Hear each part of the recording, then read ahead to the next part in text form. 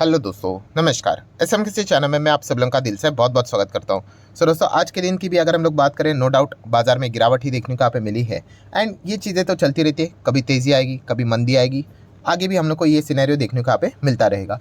But इसी के बीच में कुछ अच्छी खबरें भी हम लोग को देखने को यहाँ पे मिल जाती है। ऑब्वियसली अच्छी खबरों का अर्थ ये कभी नहीं होता है कि कल से दिन से उनमें बुल रन आना शुरू हो जाएगा, सर्किट्स लगना शुरू हो जाएंगे, ऐसा नहीं। बट हाँ, लॉन्ग टर्म के हिसाब से अगर बात करें तो ये कंपनियां अच्छा परफॉर्मेंस देते हुए देखने को यहाँ पे मिल सकते हैं। तो आप चाहो तो इनको स्टडी कर सकते हो। तो कौन सी इंपॉर्टेंट ब्रेकिंग न्यूज़ हम लोग को देखने को मिल रही है एंड कौन से सेक्टर के बारे में एंड किन के और से, तो वो सारी चीज़ें हम लोग कवर यहाँ पे करने वाले हैं। तो दोस्तों, अगेन भारत सरकार की ओर से एक पॉजिटिव खबर हम लोग को देखने को यहाँ पे मिल रही है। हाँ, अभी तक ऑफिशियली अनाउंसमेंट तो यहाँ पे हुई नहीं है, बट जल्द से जल्द यहाँ पे ऑफिशियल अनाउंसमेंट भी यहाँ पे हो सकती है। तो किनके और से ये खबर हम लोगों को देखने को मिल रही है, तो अगेन नितिन गडकरी जी। अभी अगेन मैंने क्यों बोला है, क्योंकि कल का वीडियो अगर आपने देखा होगा, कल का मतलब यस्टरडे, तो नितिन गडकरी जी का एक इंटरव्यू हम लोगों ने देखा था, ठीक है।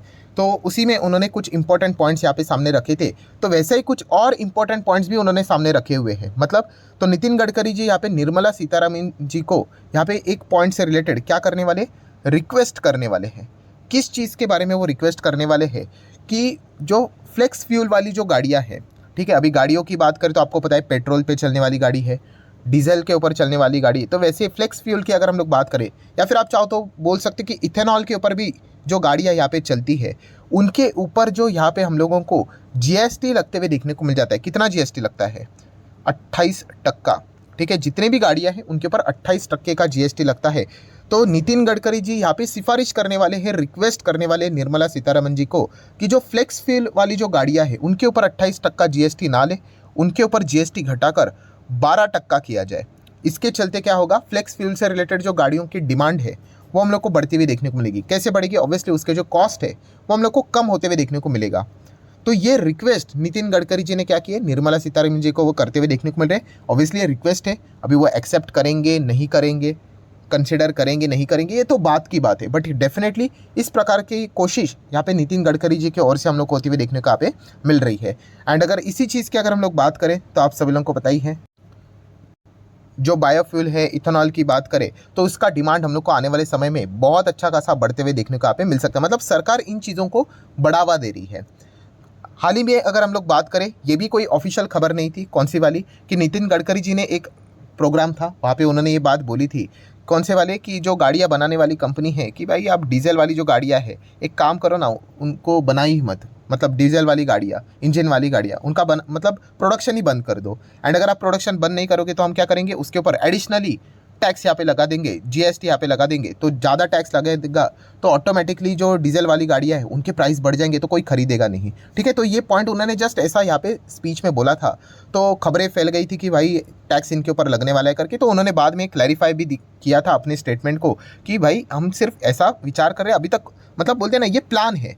हाँ, अभी तक यहाँ पे ऐसी कोई चीज़ें इंप्लीमेंट नहीं हुई है, बट इससे एक हम लोगों को एक हिंट मिला कि सरकार यहाँ पे इस चीज़ के बारे में बहुत क्लियर है कि कुछ भी करके पेट्रोल डीजल वाली जो गाड़ी है ना, इनको जितना हो सके जल्द से जल्द किनारे कर दो, साइड यहाँ पे कर दो। और ऐसे बहुत सारे एक्शंस हम लोगों ने देखे हैं, ठीक है। जैसे कि अगर हम लोग बात करें, अभी दिल्ली का ही एग्जाम्पल ले लो, वहाँ पे जो सरकार हम लोग को देखने को मिल जाती है, दिल्ली सरकार, उन्होंने इलेक्ट्रिक व्हीकल की जो पॉलिसियाँ निकाली 2.0, वहाँ पे उन्होंने क्या बताया कि आने वाले समय में कमर्शियल व्हीकल तो इलेक्ट्रिक व्हीकल ही रहनी चाहिए, ठीक है।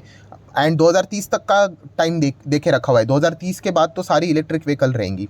देन अगर हम लोग बात करें, कल के दिन का भी वीडियो आप लोगों ने देखा होगा, जहाँ पे नितिन गडकरी जी ने क्या बोला कि जो जेट फ्यूल भी रहता है उसमें भी हम लोग इथेनॉल का इस्तेमाल करने वाले हैं आने वाले समय में, साल भर के अंदर अंदर। ये भी प्रस्ताव उन्होंने सामने रखा है। तो इन सभी चीज़ों को अगर आप लोग जोड़ कर देख लो, कंक्लूजन क्या निकल कर आता है, कंक्लूजन ये क्लियर कट समझ में आता है कि सरकार इथेनॉल से रिलेटेड ज़्यादा फोकस करते हुए देखने को मिले। आप इथेनॉल बोल लो, या फिर आप ऐसा भी बोल सकते हो जो ग्रीन एनर्जी है, क्लीन एनर्जी है, ठीक है, उसके ऊपर सरकार का ज़्यादा हम लोग को फोकस देखने को मिल रहा है। एंड ये मल्टीपल टाइम्स हम लोग को एक्शंस के ओर से भी देखने को यहाँ पे मिल रहे हैं, ठीक है। कभी डायरेक्टली, कभी इनडायरेक्टली, कभी ऑफिशियली तो कभी अनऑफिशियली। बट इतना तो पक्का है कि आने वाले समय में इन चीज़ों को ही ज़बरदस्त बढ़ावा सरकार के ओर से तो एटलीस्ट मिलेगा ही मिलेगा, ठीक है। अभी हाल ही में मैंने एक और वीडियो भी बनाया था, आपको याद होगा कौन सा, कि सोलार सेल से रिलेटेड जो कंपनियाँ हैं यहाँ पे इंडिया में ही ये सारी चीज़ें मैन्युफैक्चर यहाँ पे करेगी। मॉडल्स की अगर हम लोग बात करें, सेल्स की बात करें, ठीक है, तो उनको वो एक्स्ट्रा यहाँ पे बेनिफिट्स देगी, इंसेंटिव यहाँ पे दे सकती है, कंसेशन यहाँ पे दे सकती है,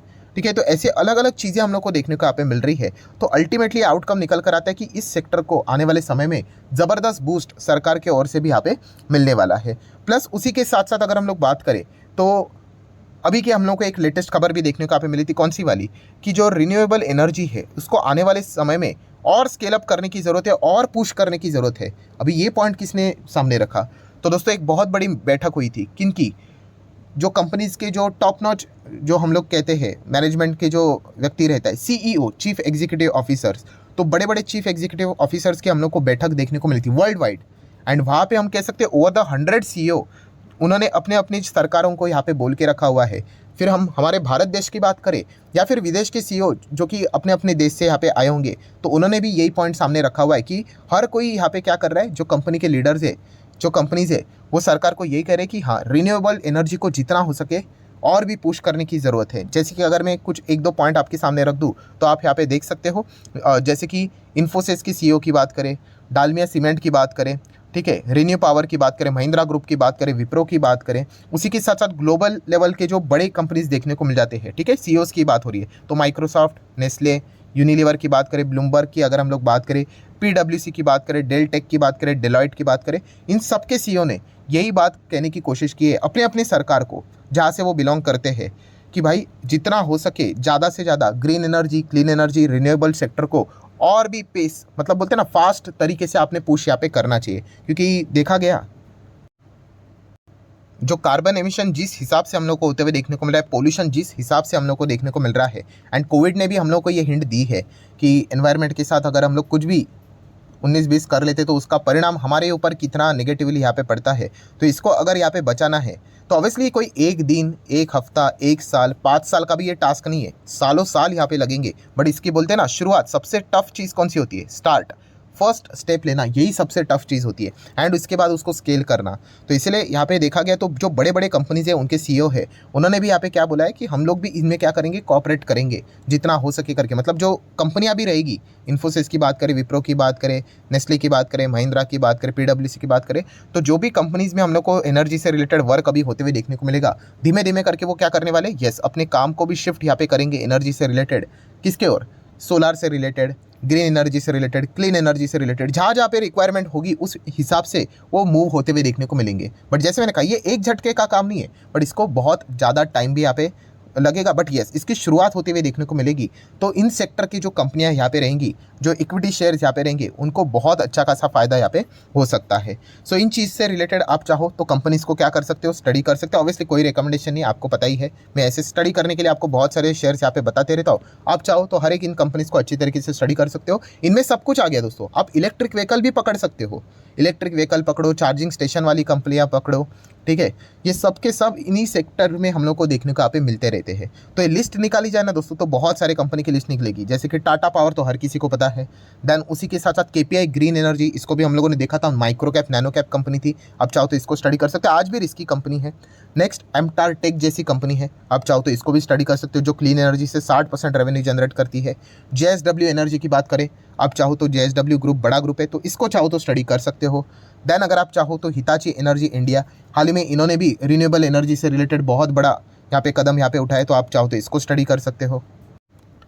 देन अगर आप चाहो तो एबीबी इंडिया को स्टडी कर सकते हो। अभी एबीबी इंडिया क्या करती है, तो जैसे टाटा पावर हम लोग को चार्जिंग स्टेशन लगाते हुए देखने को मिल जाता है, तो वैसे ही एबीबी इंडिया का भी काम वही है, चार्जिंग स्टेशन सेटअप करना करके, तो इसी का ये कॉम्पिटिटर है।